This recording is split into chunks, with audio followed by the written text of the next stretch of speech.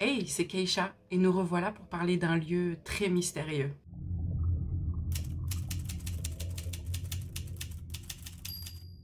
Cette fois-ci, nous irons en Pologne, pays cher à mon cœur, pour vous parler d'une forêt aux caractéristiques très particulières. Allez, je ne vous fais pas plus saliver, c'est parti.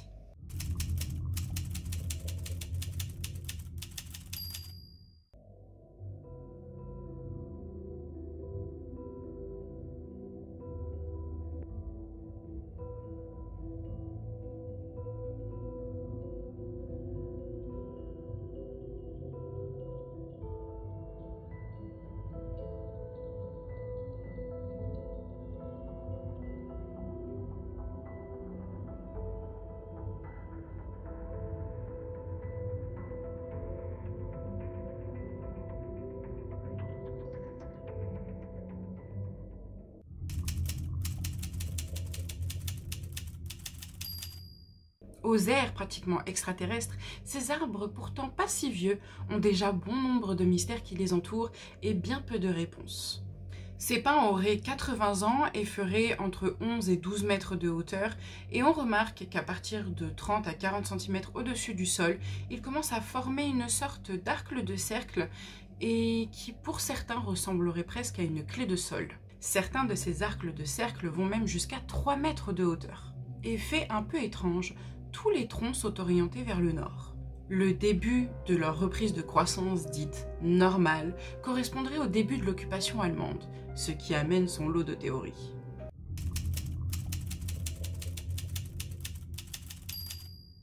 Parmi les théories, il y aurait celle des sapins de Noël.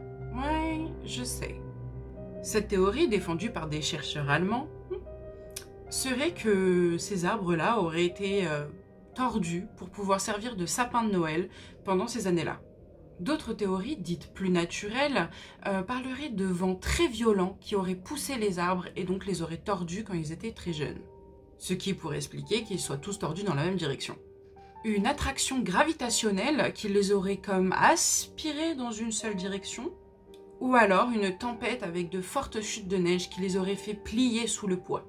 D'après certaines rumeurs, les nazis auraient eux-mêmes courbé les arbres afin de pouvoir les utiliser dans leurs plans de construction de divers projets pour leur simplifier la tâche et gagner du temps.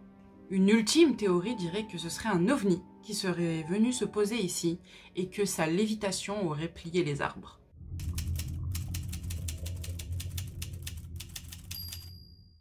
La science, il faut le dire, démonte plusieurs de ces théories, surtout celles dites naturelles, comme les chutes de neige, le vent, etc.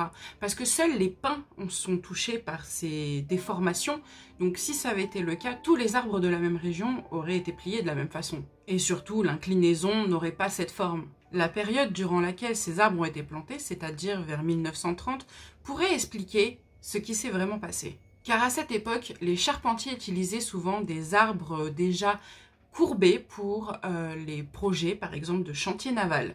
Donc les agriculteurs de la région auraient pu plier les pins pour leur simplifier le travail. Ce qui pourrait expliquer pourquoi il n'y a que les pins qui sont touchés par cette déformation.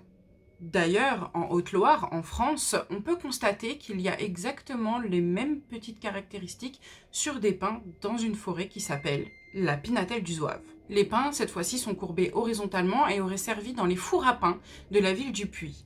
D'ailleurs, ces arbres-là, on les appelle les pins de Boulange. Le petit jeu de mots. Est-ce qu'il en serait donc de même en Pologne ?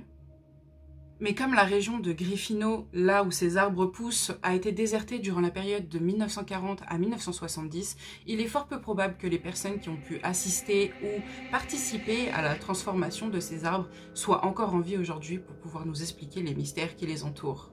Ce lieu gardera donc ses mystères jusqu'au bout et nous ne saurons probablement jamais quelle en a été la véritable cause. Et des lieux mystérieux, j'en connais encore bien d'autres. Donc n'hésitez pas à liker et vous abonner si vous voulez en voir encore.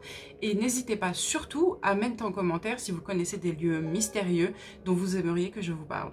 Sur ce, je vous fais plein de gros bisous et je vous dis